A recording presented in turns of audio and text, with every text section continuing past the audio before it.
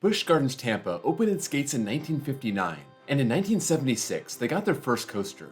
This is also when the park became known as the Dark Continent. It would later be called Busch Gardens Tampa, then Busch Gardens Africa, and now back to Busch Gardens Tampa. Through it all, they have focused on their animals, but they started adding coasters on a regular basis in the 1990s. That trend has continued over the last 30 years, and because of that, Busch Gardens is dealing with a set of relatively modern coasters, having only retired 2 in their history. 12 coasters have operated at this park, some good, some great, some eh.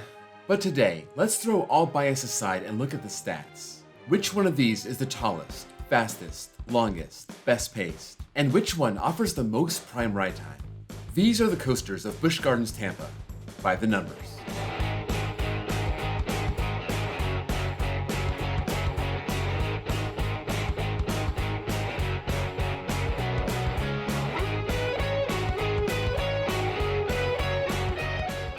If you're new to this series, prime ride time starts when the front car starts picking up speed off the lift hill, and it ends when it hits the final brakes. For launch coasters, the clock starts when the launch starts. Mid-course brake runs are left into the prime ride time, and depending how strong it is, it can add some time, but it will hurt the pacing.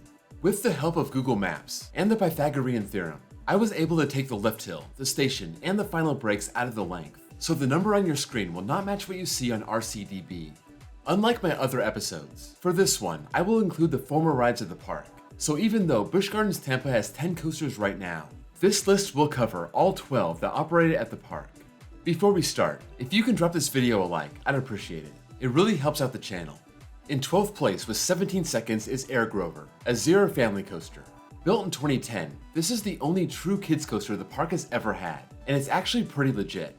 This is no little oval coaster. It has a nice figure 8 layout, but as you can expect, it's going to bring up the rear on the stat sheet. It's 24 feet tall. That's almost half the next coaster on the list. It has a top speed of 26.5 miles an hour, also last, but not by that much. And with 408 feet of prime ride track, it's almost 200 feet behind the next shortest coaster. But now we got pacing, and that's where this gets interesting. Covering 24 feet per second, it's second to last, and almost 10 feet per second better than the last place coaster. If you know Busch Gardens' lineup, I'm sure you can figure out which one it beat. In 11th place with 18 seconds is Python, an aero corkscrew. This was the park's first coaster to arrive and the first coaster to exit. In the mid-70s, there was a rush of looping coasters being sold, and Busch Gardens got their hands on this one in 1976. It's a clone of the original corkscrew that opened at Knott's the year prior, the first modern inverting coaster. It's a very simple layout. Turn, lift, turn, drop, turn, double corkscrew, turn, brakes. It's no wonder it only took 18 seconds to cover the whole course. There's only 595 feet of prime ride track, second to last, but at 72 feet tall, it was up at 8th place, and at 40 miles per hour, it was tied for 9th. It also had halfway decent pacing at 33 feet per second, good for 8th. This very basic looping coaster was outclassed over the years, and once Shaikra opened nearby, this was taken out in 2006 in favor of Jungala. In 10th place with 31 seconds is Scorpion, a Schwarzkopf looper. 4 years after Python, Busch Gardens went for another hot model at the time, the portable Schwarzkopf looper. This was the Silver Arrow, the only one built that's not on the traveling circuit, and this one is all about that one loop and staying low to the ground. It only stands 60.7 feet tall, good for 10th, hits 41 miles per hour, and covers just over 1,400 feet of track, both ranking 8th, and it's near the middle in pacing at 45 feet per second. That's a big 12 feet per second jump from Python to Scorpion from 8th to 7th. And for a coaster this size, that's a pretty good number. This layout keeps winding around itself, going through the loop, getting lower and lower to the ground until it hits the final brakes. In 9th place with 42 seconds is Shaikra, a B&M dive coaster. This was the first dive coaster to come to America, and it kinda shows. Opening in 2005, it's got a pretty simple layout. It's got size on its side, 200 feet tall and in second place, hitting 70 miles per hour at the bottom of that drop, which is also second. But afterward, it just goes into an Immelman, a mid-course brake run, another drop, a turn, and a splashdown. This all covers 2,329 feet of prime ride track, right in the middle in 6th place. You would think a short ride with a lot of speed would have good pacing, and it's not bad, but I expected more. It's in 4th place, covering 55.5 feet per second. The big elements and the mid-course brake run don't help. It does not do a good job maintaining that top speed.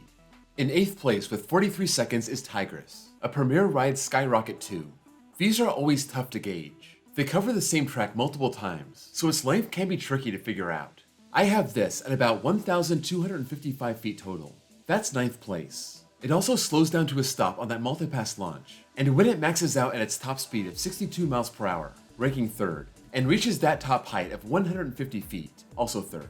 It slows down to a crawl in its one and only inversion. That's not a bad thing. That slow roll makes the ride more fun, but because of all those slowdowns, Tigress has pretty bad pacing. It only covers 29.2 feet per second, just 5 feet per second more than Airgrover, and that's good for 10th place. In 7th place with 47 seconds is Gwazi, an RMC Hyper Hybrid. The newest and best coaster at Busch Gardens does not offer the longest ride, but it's second to none in most of the other categories. It has a 206-foot drop, 6 feet better than Shaikra, also tops Shaikra in speed by 6 miles per hour, and nothing else is even remotely close when it comes to pacing. This RMC tries to break your neck the whole way through, covering 72.4 feet per second, 13 feet clear of the rest of the field. This is good not just for the park, but for RMCs in general. Only Zadra has better pacing than Gwazi. When it comes to length, it's not bad at just over 3,400 feet, but it's a distant second place, almost 700 feet behind number 1. We'll talk about that one later. In 6th place with 54 seconds is Gwazi, a GCI dueling wooden coaster. Before there was Gwazi, there was just regular old Gwazi. This had 2 tracks with identical stats. It was an average sized GCI, and it was pretty average for its park also. Its 91.8 foot drop and 51 mile an hour top speed is good for 7th, and it was a little better in length and pacing. 2,843 feet and 52.6 feet per second, both good for 5th. All in all, its ranks are pretty consistent, so this is a coaster that makes sense. Gwazi opened in 1999 and apparently didn't age well, being shut down in 2015, and 7 years later, it was finally reborn as an RMC hybrid. In 5th place with 55 seconds is Cobra's Curse, a mock ride spinner. When it comes to family coasters, this is one of the coolest. You start with an elevator lift, bringing you up 70 feet, ranking 9th. Drops you down facing forward as you hit your top speed of 40 miles per hour. That's also 9th place. And from there, you hit a brake run that turns the train backward, then a lift hill where the train is unlocked to start spinning. This is where the ride can get pretty intense. In the end, it doesn't have that much prime ride track, covering under 1,700 feet. And with those slowdowns to change direction, it may be a nice touch for the ride experience, but it hurts the pacing. It's only 9th place with 30.8 feet per second. But for Cobra's Curse, stats don't matter. It does exactly what it sets out to do. In 4th place with 57 seconds is Kumba, a B&M sit-down looper. This was B&M's first big coaster, and it's a beast. B&M was known for making intense coasters in the 90s, and Kumba is known as one of the most intense B&Ms out there. So let's go straight to the pacing. Kumba is up in 2nd place at 59.4 feet per second. Not as good as Gwazi, but better than the other B&Ms in the park. This starts with a 135-foot drop, good for 4th. Tops out at 60 miles per hour, also 4th. And over its 7 inversion course, it covers 3,388 feet of track. That's up at 3rd. There have been a lot of rumors about its future, and it's not clear how long it has left. So if you can get to Busch Gardens and ride this 29-year-old monster, do it while you still can. In 3rd place with 59 seconds is Montu, a B&M invert. Just like Kumba, Montu is another one of those break-your-neck mid-90s B&Ms, and I think this one is even more intense than Kumba. Its pacing isn't quite as good, about 4 feet per second behind Kumba and only good for 3rd. It also has about 100 feet less track, so that's down at 4th. Its drop is 7 feet shorter, that's only 6, but it has the same speed as Kumba at 60 miles per hour, tied for 4th. Based on the stats, there's no reason to think this will be more intense than Kumba. But when you're under the track, and you have an element like the Batwing, it feels like it's gonna rip your feet off. And being in that position makes you feel the forces more than if you're just sitting down, like you are in Kumba. In 2nd place with 64 seconds is Sand Serpent, a mock ride's wild mouse. You see it all the time. Right here at the top of the prime ride list is a mock ride's wild mouse. These are small, but they are so slow. It drags out that prime ride time.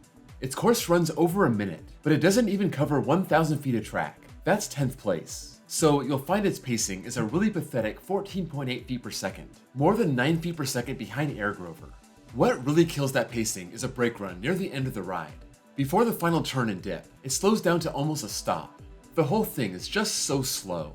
Just to round out the stats, it's second to last in height and speed. Only Airgrover is keeping it out of last place. This opened at Busch Gardens Williamsburg in 1996 and made the move south in 2004, Tampa's only relocated coaster. In 1st place with 87 seconds is Cheetah Hunt, an intimate blitz coaster. You don't always see a coaster clear the rest of the field by 23 seconds, but Cheetah Hunt is a different kind of coaster. If you saw my Intamin Blitz by the numbers video, this was tops on that list also. This has 3 launches, the fastest one getting it up to 60 miles per hour. That's tied with Kumba and Montu for 4th. It climbs up a wind catcher tower, and then dives down 130 feet, which is 5th. From there, it goes out into a journey through the trees, mimicking the movements of a cheetah, going into a heartline roll, an airtime hill, low to the ground turns. It's a very long ride experience, and it covers over 4,000 feet of prime ride track. That's far and away number 1. Even with 3 launches, it doesn't carry a lot of speed through the ride, and it especially crawls through that wind catcher tower. It's right in the middle of the pack in pacing, wedged between the original Gwazi and Scorpion. This borderline family coaster is a lot of fun. It always has a long line, but for 87 seconds, it's worth the wait. That's it for the coasters of Busch Gardens Tampa, by the numbers. Let me know if anything here surprised you, or confirmed something you already knew. Even with Shaikra's big elements and mid-course brakes, I thought it would be number 1 or number 2 in pacing just because it hits 70 miles per hour. Instead, it's behind both Kumba and Montu. I also figured Kumba would have good pacing. The last time I rode it, it was pretty relentless. And there it was, right up there at number 2, even though I was a bit surprised to see Montu behind it. Before you go, don't forget to drop a like. And if you're new here and love coasters, please consider giving me a sub. I have a playlist with other videos in this format. Also, check out my links below for my Discord server, and my second channel where I post copyright-free off-ride footage, and my baseball channel if you're a baseball fan like I am. Thank you all for watching, and I'll see you all next time.